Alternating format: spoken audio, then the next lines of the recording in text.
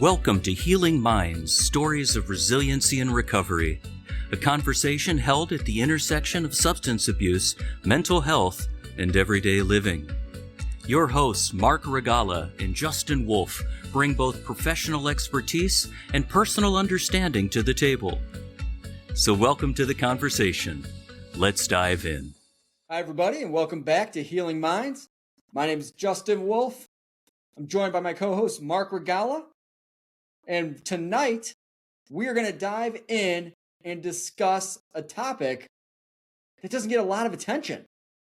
Because when we talk about shame, the natural human tendency is to want to pull away and not look at that very thing that's causing this internal discomfort that we're sitting with. And so, Marc, to kind of lay it out there, we're going to be diving into shame. How are we doing tonight? I want to pull away right now, to be perfectly honest with you. But I know it's an important conversation to have because we've all dealt with it, with their mental health diagnosis or various addictions or what have you. So looking forward to a good podcast. It's been a pretty busy week so far this week, and looking forward to tonight. Awesome. No, and I'm just glad to have you here joining me on this, because I think you're going to bring a lot of great insight into just those inner battles that we find ourselves in, especially when it comes to shame and the people that I know that you've served, the people that I've seen and I've worked with. I mean, this is just a common theme of what emerges internally that doesn't get as much attention in the community as it really deserves. This is something that is just part of the natural human condition here. I mean, you talk about, this idea of, hey, when you're going to school, put your best foot forward. I remember as a kid, the idea of like, hey, make a good impression. You only get one chance. And so I would hear this and I would think like, oh God, what parts of myself are not allowed to be showing up at this? What do I not tell people? Right? And I think that's a huge driver when we're talking about shame. It's like we start rejecting ourselves at our core and saying that, you know what, who I am, it's not enough. And so that's the power that shame takes on. And it can be so hurtful, so damaging. And then you throw in the thralls of addiction and mental illness and just the power that those can have when we're not functioning and performing at the level that we'd like to see ourselves performing at. And so that voice is just waiting there in the back like, hey, guess what? Still not enough. You're still not good enough. And I think it's one of those things that people are like, shame, like, what does that look like? What does that really feel like? Well, a real common, easy way to kind of get it out there for most people to really understand what that experience is like. It's like, who's ever said something or done something and immediately regretted it, wish you could hit like the rewind button like you were in that Adam Sandler movie Click, or just somehow have the power to reel the words back in your mouth like this never happened? I've been guilty of it. It's like, why did that just come out of my mouth? And then what do you want to do? You want to hide, disappear. And so that's just a common experience that we all have as part of being human. And yet a natural human thing to do with it is, let's just not talk about it. And so, Marc, I'm kind of curious to hear your thoughts and your views on shame and what your take is on this.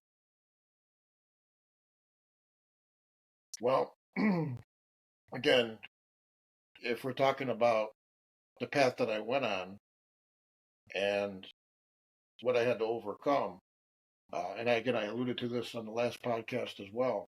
I mean, it took a long time for me to be comfortable in my skin, to have the confidence to be able to talk to somebody. It took a long time for me to look at the person in the mirror and like the person in the mirror. Because as I'm talking to somebody, at least early on, I'm thinking, well, I'm a drug addict in recovery, and I'm an alcoholic in recovery, or I got this mental health diagnosis, or what have you. I'm thinking all the reasons why this person may or may not want to talk to me, and I just didn't feel comfortable in my own skin. And honestly, I think that kind of led me down the path that I went down. I really didn't feel comfortable in my own skin, professionally, um, you know, mixing in the crowd with executives in the industry that I was in and things like that. I always said that I had a blue collar mentality in a white collar industry. Um, didn't necessarily feel comfortable around the other executives and so forth. And I think that, that kind of was a precursor to what happened, on the addiction and alcohol side. Because there's no doubt, that when you did drink or what have you, you felt a little more comfortable, you had a little more confidence,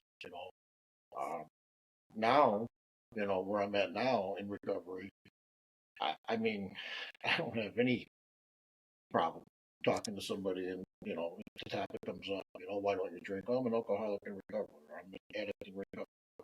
I got a mental health diagnosis, for a couple of reasons. One, it is what it is, I've dealt with it. I battle, my disease right now, at least on the addiction side, is in remission. But at the same time, it's also from an awareness perspective too. Because what I find is that if I am open and I am transparent, I find that people open up to me and are transparent with me, and they feel a little more comfortable in their own skin to talk about maybe some of the things that they never really talked to anybody about. If that makes sense.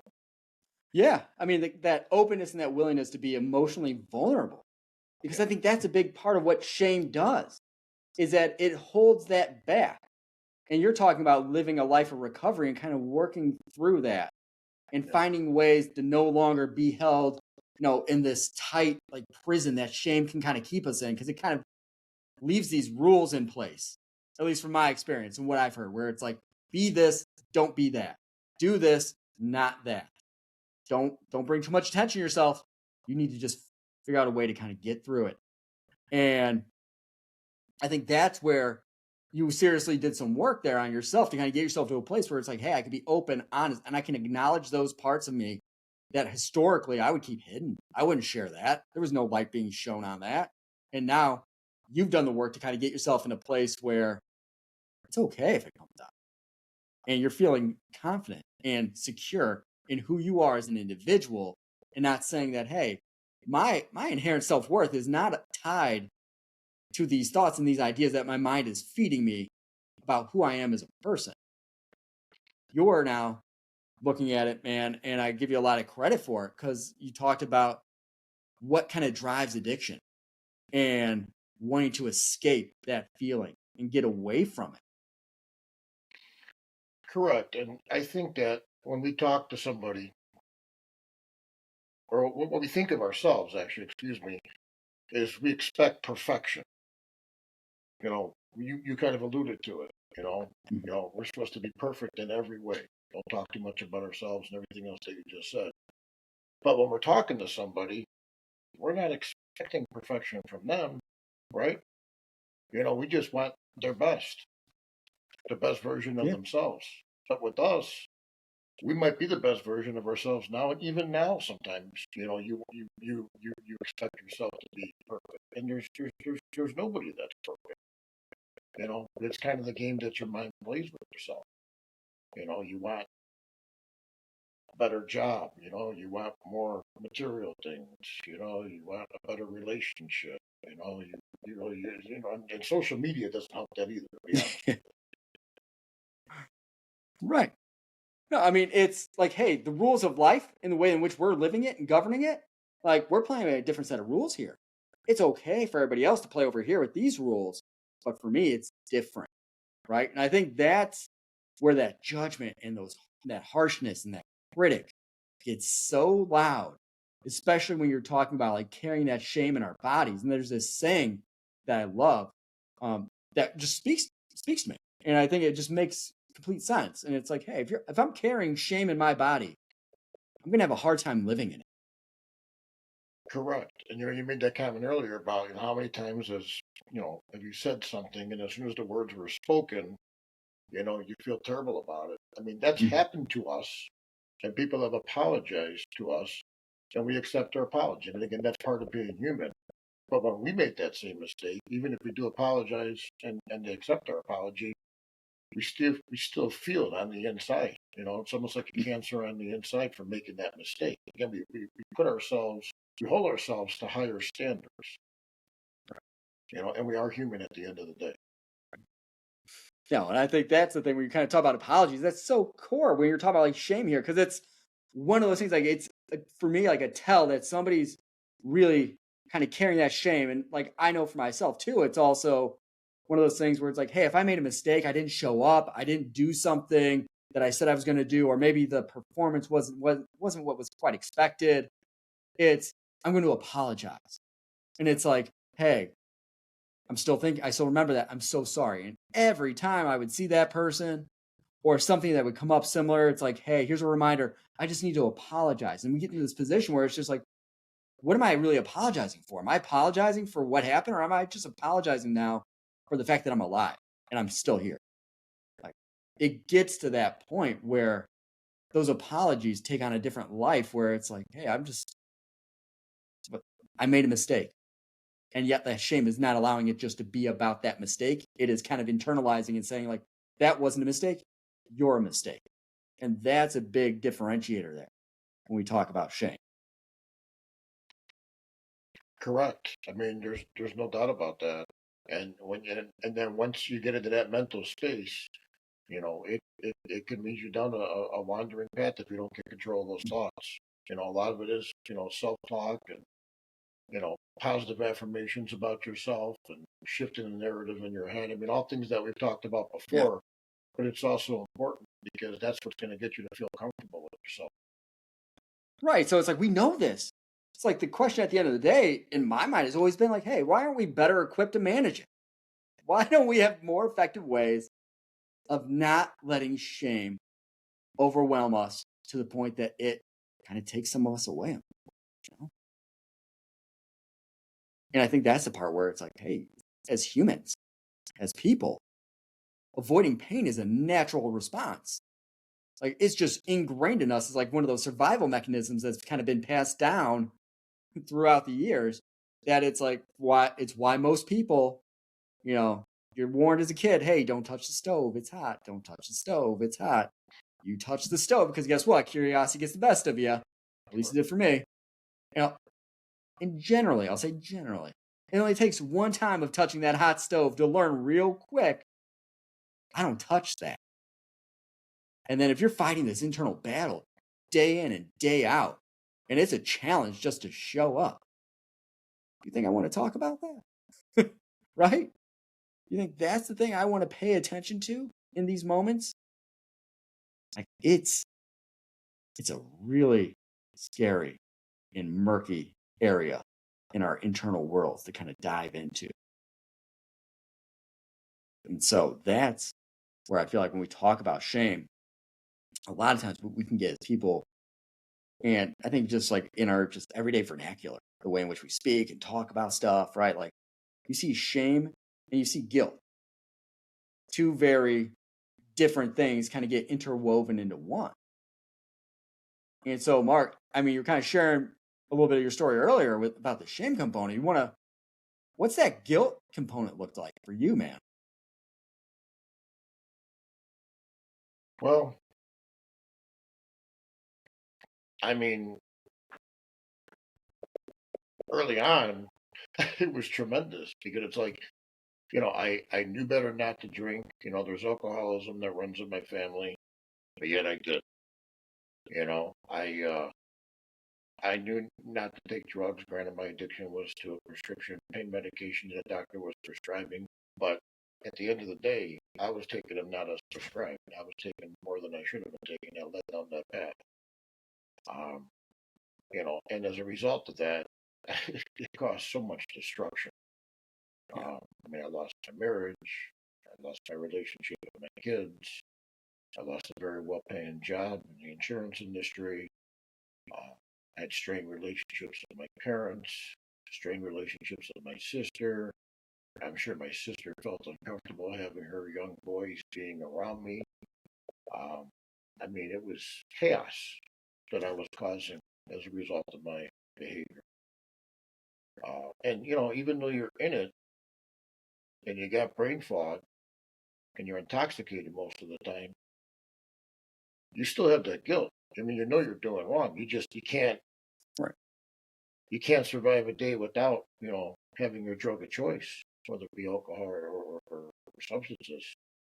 And then once you get sober, and now you got to go through those feelings without self-medicating and numbing out, it's really hard to deal with.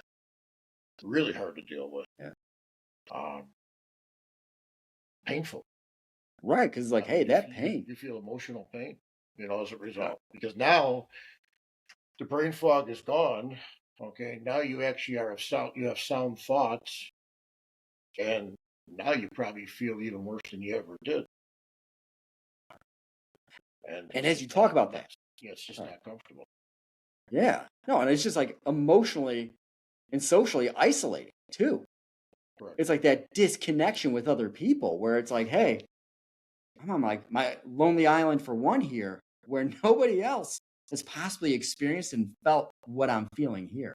Well, and then on top of that too, I mean, they got everybody reminding you. Yeah. You got, former colleagues. Oh, he threw his life away. Friends. Oh, he threw his life away. Ruined everything. Not understanding mental health, not understanding addiction, just the comments that you hear.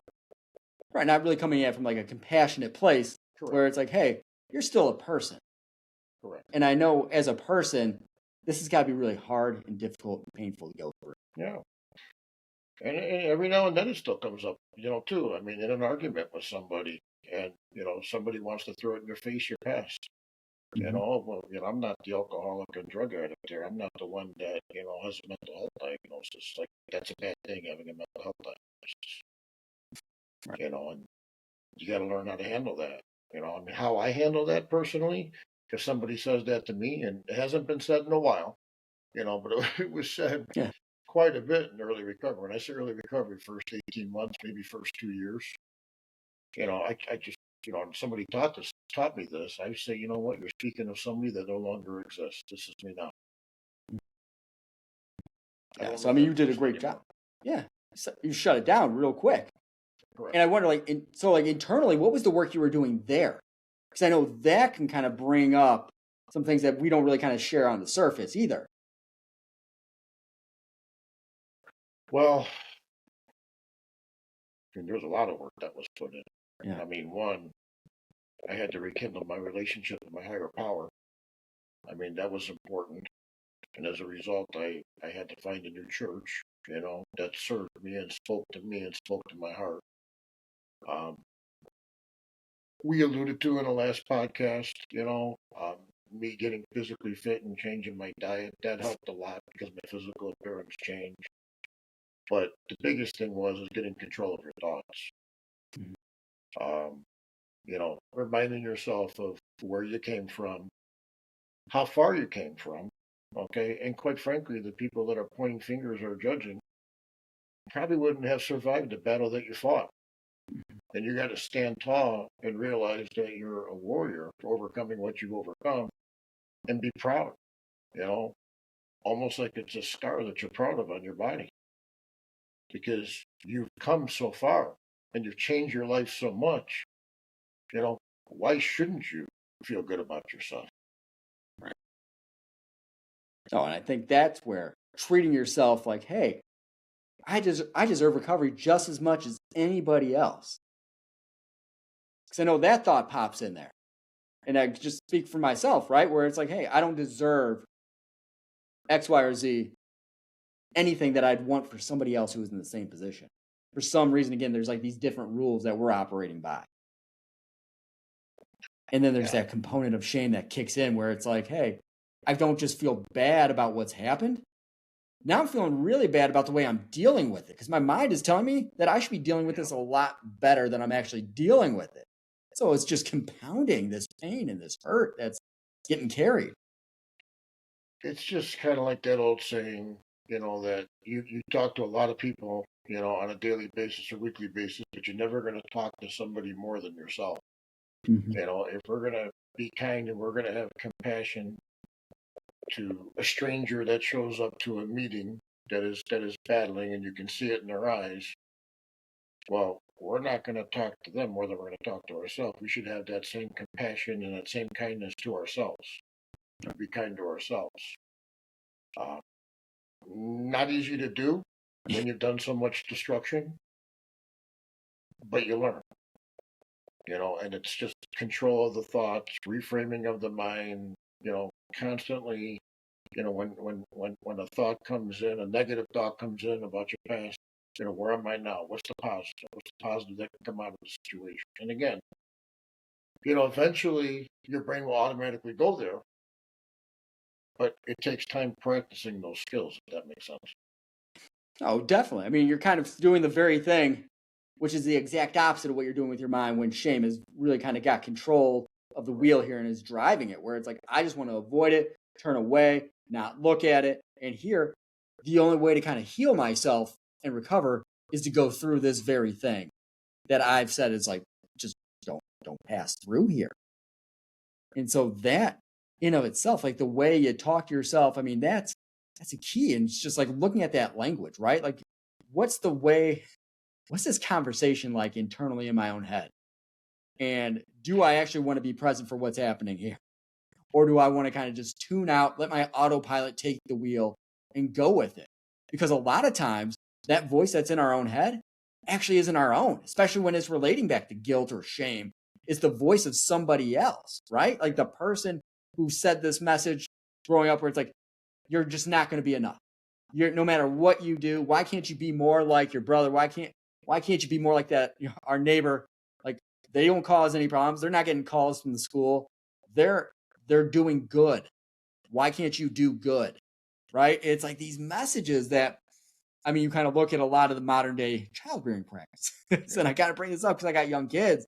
And it's just like sometimes the way the words are communicated send a really powerful message that's maybe not the intention, but the way in which it's received. I mean, that's the thing that sometimes gets missed. Is just the impact of the words. And these get internalized very quickly because our brain likes to keep it simple. I mean, I like to keep it simple because it just makes life easier. But it's like, this is either good, I'm either good, or I'm bad. They're responding to me this way because I'm bad. And then all of a sudden now, my internal sense of self gets wrapped up around this idea and this belief that who I am is bad. And so what do I do about this bad person that I am? I need to find a way to either disappear, because a lot of people are really creative in the ways in which they disappear. I mean, heck, drinking, smoking, drugging, popping, snorting, like that does it. That helps you get out of it. Or you look at just isolation. You look at overwhelming and crippling like depression, where it's hard to kind of engage with the world, or social anxiety, where it's like, I just don't want to interact. So people can get really, their symptoms can really take control when they're carrying this, this hurt and this pain with them. Or you get the other side where it's like, you know what, like this critic in my head is really harsh and judgmental. Like I need to form a different relationship with this individual because this person is not working for me. They're not doing they're trying, if we kind of look at what the core is of it all, they're trying to make sure we don't get hurt again. But it's back to like intention and impact. That intention doesn't matter. It can be well-intended the way we talk to ourselves because like, God, I don't want to have that happen again. I don't want to be looked at that way. I never want to be in this position again. And the way we drive that message home, the way we receive that internally is that we're defective. And we need to eradicate and get rid of that defective part. And that's what that shame is fueling. Yeah, I think at the end of the day, you made a comment very early in what you just said about comparisons. Comparing yourself maybe professionally to somebody else or personally to somebody else, or, that person didn't go down this path that I went down with alcohol and drugs, right? At the end of the day, you don't compare yourself to anybody except you and the old version of you, and focus on how far you've come. Again, focusing on the positives. Right. The only person I'm comparing myself to where I was 5 years ago, where I was 10 years ago, where I was 15 years ago. And if I compare myself to the old Marc versus now, I feel pretty good. I feel really good, actually. I'm sober. I got good days and bad days when mental health is in check. I'm spiritually sound, physically fit. I'm doing the right things from the diet. I'm giving back to the community, trying to help others, speaking at the hospitals and so forth. I like this version of me 100 times better than even the version of me pre-addiction and Right. pre-alcoholism. And that's what my focus needs to be. The only person I'm comparing myself to is me, not anybody else. Yeah, I mean, you're moving in, becoming the person that you wanted to be all along. Correct. That's really aligning with, just what's important to you in this world and what you want to kind of be putting into it and how do you want to be showing up. And I think that's where you're like, hey, like that empathy gets built for ourselves. And so along the journey there, where did that really kind of take hold for you? How did it start? Like that building that empathy and kind of having that be present instead in replacing that inner critic and that judge and like that inner judge that was constantly comparing and assessing your actions, whether that was based in reality or not. That's a tough question. Um,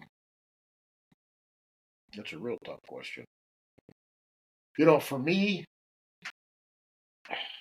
I guess I didn't I didn't I didn't recognize all the changes that were happening because I was so enthralled in my recovery and trying to stay sober and so forth.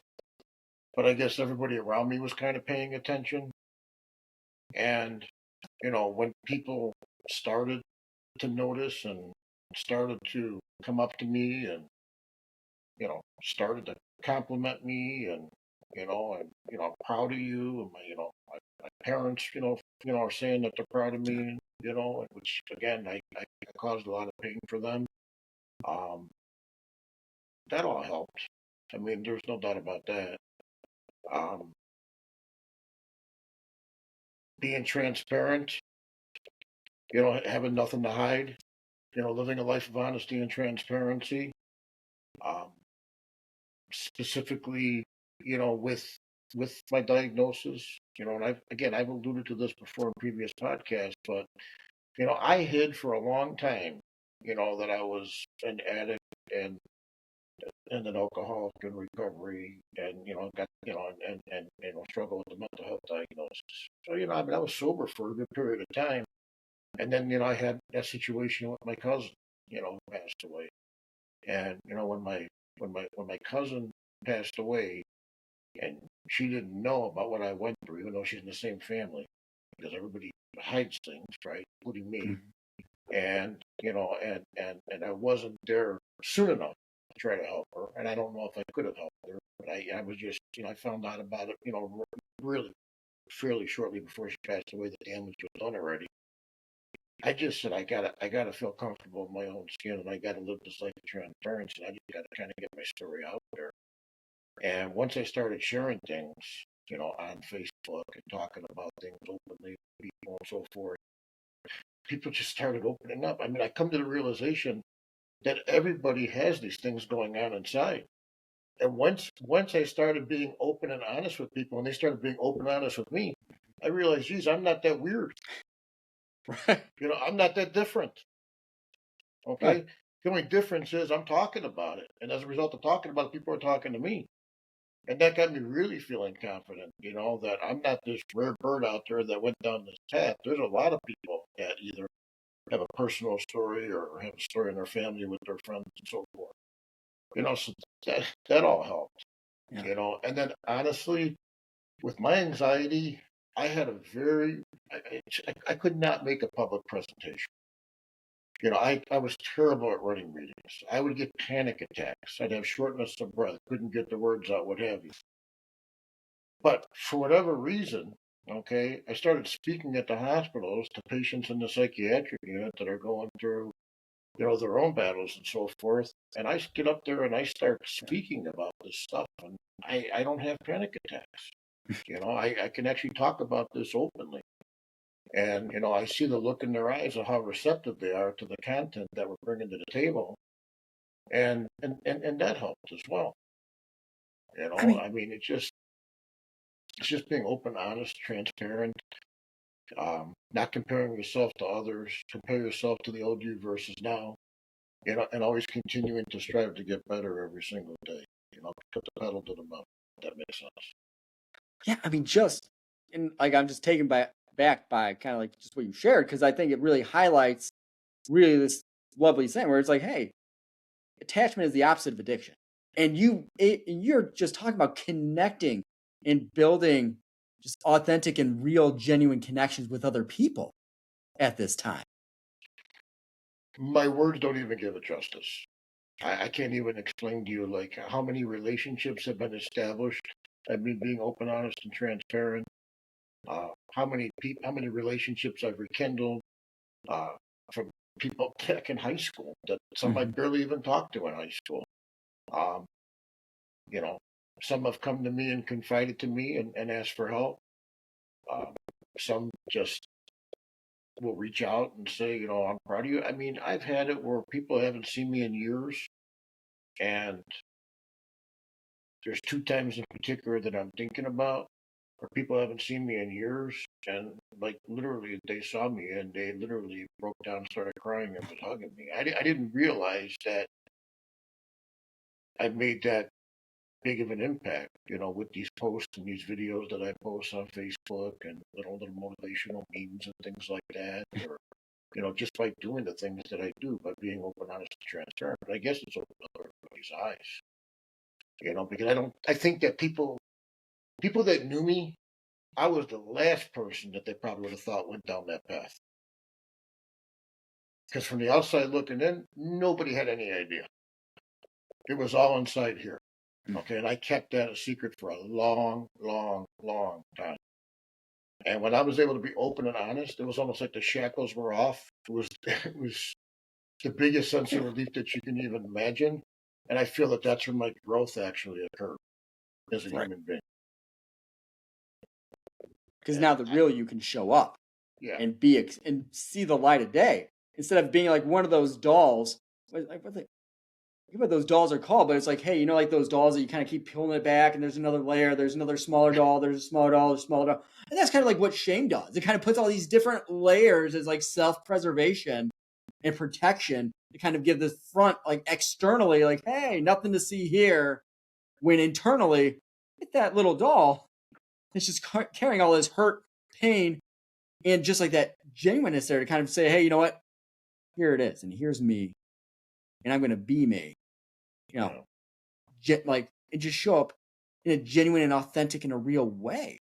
Like, in treating yourself in that process, I think that's one of the key things, like just the different relationship you built with yourself and no longer allowing this to kind of hold you hostage.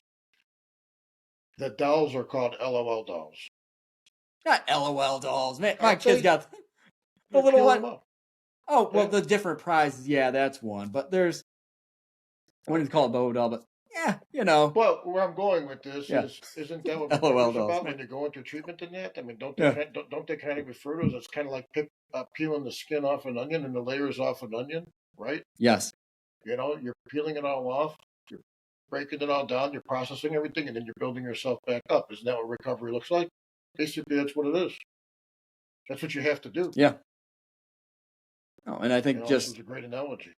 yeah, I mean, hey, and in that process, I mean, you're treating yourself like you matter now. You know what I mean? Like, I'm actually invested in this outcome. And you mentioned compassion earlier as a key driver that was really helpful in this change and in your growth. And I think that's a lot of times what gets missed is where there's so much compassion for everybody else. And I think we even just talked about this earlier, where Yep. they like, hey, Marc will give the shirt off his back. And it's like, well, what about the way Marc's going to show up for Marc? Right. And I think that component where it's like, hey, if I'm going to set these and I'm going to extend this to other people, I need to also offer and extend that to myself and learn how to do that. And I think that's one of the biggest challenges, because a lot of people were never shown how to do that. Correct. And it's not easy to do. Sounds simple. Well, just show Mm-hmm. compassion for yourself, but it's generally not easy to do as a human being. Yeah. I mean, hey, just love yourself. How many times has that been said? Yeah. Oh, great. Do you have the manual that came with it? Because I'm really interested in reading that. But I think that's the thing. It's like there's these cliches, there's these sayings, and it's like, yes, like you said, easier said than done. And when there's been so much time and energy exerted into avoiding this pain and this hurt, and now you're telling me that I got to lean into this in order to get through it, it sounds overwhelming. Because now I'm going to make myself more emotionally vulnerable, acknowledging what I'm carrying, and that's the solution to this problem. Please give me another outlet. You know what I mean? But the reality is, like, we would want to show up for ourselves in those moments, just like we'd show up for somebody else that we really care about, somebody else that we really want to see succeed. And we need to show up for ourselves in that way that we want to see ourselves succeed and grow in being that person that we want to be, that's at our core there, which is what I think you did a wonderful job of highlighting. And I guess the question is what's the definition of succeeding? What's the definition of success? Because I will tell you that my definition of succeeding or success now is completely different than what it was 10 years ago. You know, now you're actually living life the right way, you know, as opposed to, you know, greed and chasing money and material things and all that stuff. At the end of the day, all that stuff means nothing. Right. You know, my sobriety and my recovery means everything. And I really don't want to. I don't want to go back to that life. I worked so hard to get out of it.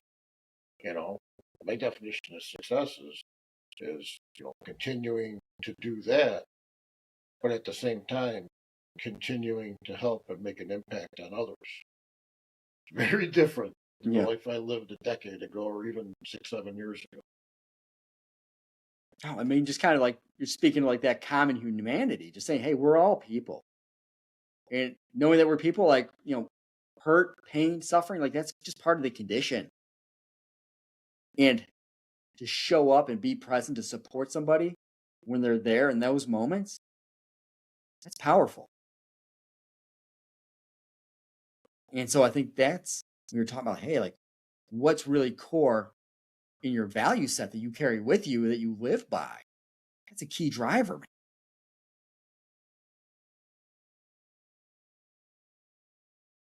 Repeat the question. Edit this. Repeat the question. No, so I think you're talking about moving forward, like in your values, right?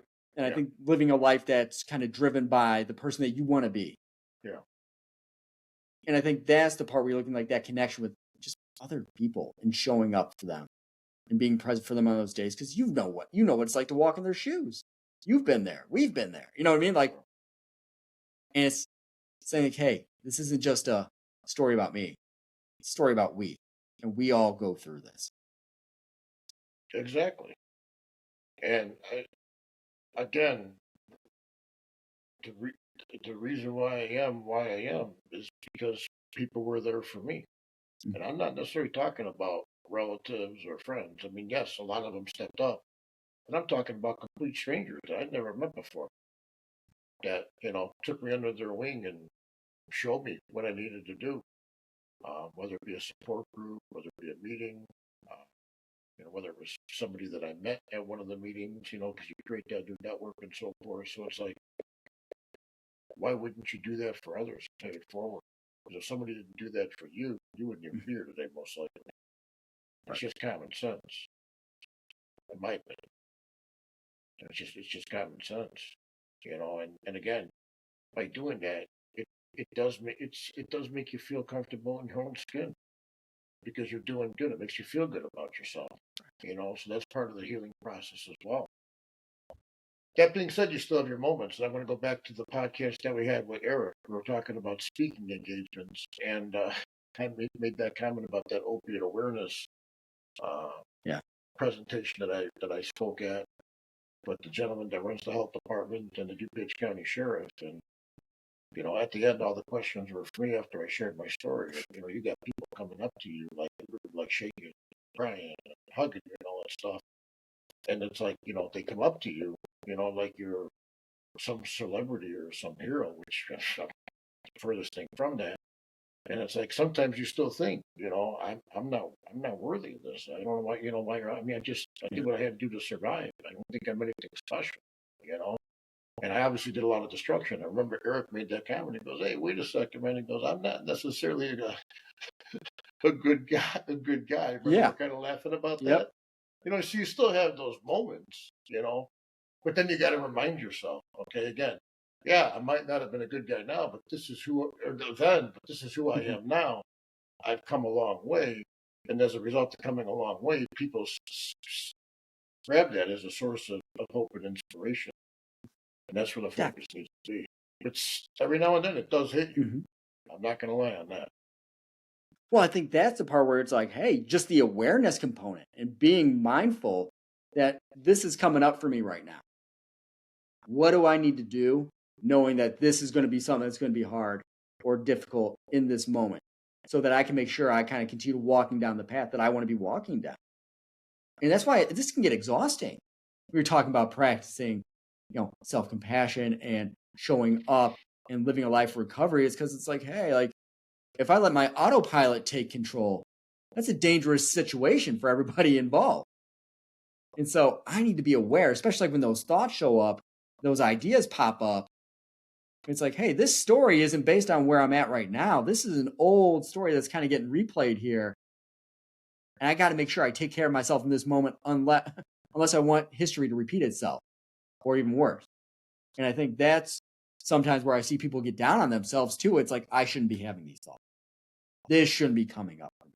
It means that I'm not doing something right. And it's like, hey, you can't control your thoughts. No. Like you just picture like a giraffe on a unicycle wearing a pink leotard and just don't think about it though. Don't think about the giraffe. Don't think about its goofy little legs, big legs, long neck, and wearing some pink leotard that somehow got on a unicycle. Just don't think about it.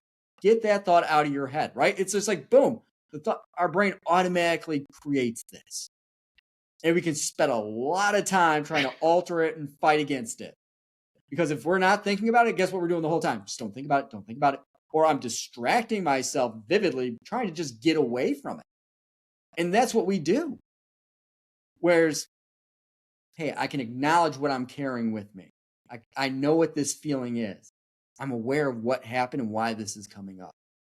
What do I need right now to help me manage and get through this moment in a way that I can be proud of and I can stand behind saying, hey, I'm good with the way I handled that situation. It's all self-talk. I mean, it's all it is. It's all self-talk and reframing. In my opinion, reframing of the mind. Whenever you get a thought of doubt, or you know, why is this person coming up to me and hugging me? You gotta remind yourself, well, you've come this far, or if for the opposite, somebody wants to remind you of your past. Oh well, again, you're speaking of somebody that doesn't exist. This is me now. I've come a long way. I'm proud of the person I am now. I'm the best version of myself in my entire life. If you want to try knocking me down, knock me down. But guess what? I'm okay with it because I know where I'm at. I know who I am as a human being. I think that's what in terms of like we talk like the power of like self-compassion and what it can do. I mean, it lets you rewrite those stories. It lets your future and the direction in which you're going not be just a continuation of the past as it's always been like this. No, just because I've done that in the past, that doesn't have to be who I am moving forward. And I can move forward the way that I want to be showing up in this world and whatever doll I want to be. So Marc, I think this has been a fantastic discussion about, shame, a little sprinkling of guilt in there, and really highlighting just learning to fully embrace and accept ourselves as we are and being invested in our own stories, just like all that was extended to everybody else in our lives most often. And so, Marc, anything else that you'd like to kind of throw out there and share before we kind of call it a wrap here? I mean, the only thing that I would throw out there is, again, when you're kind of in it and you're battling those demons, whether it's mentally or whether it's addiction or what have you, you're that shame and guilt will tear you down. It's like an absolute cancer. It's just festering inside your body. And in early recovery, okay, you're still dealing with that, and it's still doing push-ups, and you have to get control of it, and you have to get control of it, by, like I said, control of the mind, you know, glass half full versus half empty, positive affirmations. Just, focus on a lot of the stuff that we've talked about in the past. Um, it's reframing the mind. I mean, that's the biggest thing I could think of, and doing good, living a life of honesty and transparency, doing the next right thing, having the best control the controllables, have the best day that you can possibly have from a mental health or sobriety perspective today, and then tomorrow's the next day, and then the next day is the next day. You just keep moving forward. Don't be thinking, where you want to be in a week, 2 weeks, a month, 6 months, 2 years down the road. Think about what you want to be today. Tomorrow, think about what you want to be tomorrow. And you string that along, and what you're going to see is you're going to see changes. It's no different than what we talked about the last podcast with doing things every day, changing in your physical body because you got the discipline of working out and eating healthy and so forth. You're going to see changes in your thoughts. And once you get control of those changes in your thoughts by practicing that, you're going to feel a lot more comfortable addressing that shame and guilt. You're going to feel more comfortable looking at that person in the mirror. You're going to feel more comfortable in your own skin. And now you're really on that path. Definitely. I think that's wonderfully said. Right? Because I know sometimes that mind isn't catching up with where we'd like to be. So it's like, hey, I'm going to take the body, the mind will follow. What am I going to pursue? What am I going to connect with that I want to be having showing up in my life? How do I want to show up for me, right? And a big part of that is the way like you talk to yourself too. How am I showing up in my relationships? Like I think those are key factors because it's like, hey, when things are running wild and whether it's addiction's running wild or our mental illness is taking control, we're not showing up. It really is the person that we want to be. And so that area is really infiltrated by shame and that inner dialogue that's just kind of taking control. And it's like, hey, it doesn't have to go this way. There is another choice we can make. One thing I want, real quick here. Yeah. So when that happens, okay, don't view it as a bad thing. Don't view it as a negative thing because that's when you're going to get shameful and guilty. Mm-hmm. What's the learning experience? When you say something mean to somebody, what is the learning experience from that, and how can you prevent that from happening again? If you relapse, what's the learning experience? We talked about that the last podcast. Okay, you can have the worst situation going on in your life, but you can take a positive out of that situation, and that's what you got to focus on. Mm-hmm. Okay, so what's the learning experience? When I make a mistake and say something because I couldn't control my anger, how do I control my anger better to prevent myself from saying those words to somebody I care about, whether it be a friend or a loved one or a partner or whatever it might be? That's where the growth occurs as well. Right. 100%. And just figure out, hey, how do I not let that emotion just hijack this situation? Because we know that feeling can really kind of taint the picture of what actually occurred. And I think highlighting like the mental, the physical, and just how this is like a holistic recovery when it comes to finding that path through that swamp of shame that is internally being carried with us here. And so I just want to thank you, Marc, for a wonderful, enlightening discussion tonight on shame. I'm sure words that have never been kind of paired together there, enlightening, and shame, being upbeat. So, and everybody else, thank you for joining us this evening. We are happy you're joining us on these discussions. The podcast will air on the 15th and the 30th of each month, so be sure to tune in. Marc and I are open to comments and suggestions, so feel free to go to our website at namidupage.org/podcast. Again, namidupage.org/podcast to connect with us. And so, Marc, as always, it's a pleasure, and I learn more from you each time that we talk. So thank you, and until next time. Thanks for joining us today on Healing Minds, Stories of Resiliency and Recovery. If you're on the journey to find guidance and insights, subscribe now wherever you find your podcasts. Healing Minds, Stories of Resiliency and Recovery is an educational resource, not a substitute for medical or therapeutic advice. The opinions expressed by the hosts and their guests are not necessarily those of NAMI DuPage. Go to namidupage.org/podcast for links to past episodes, show notes, and to submit a question or topic ideas for a future episode. Until next time, be well.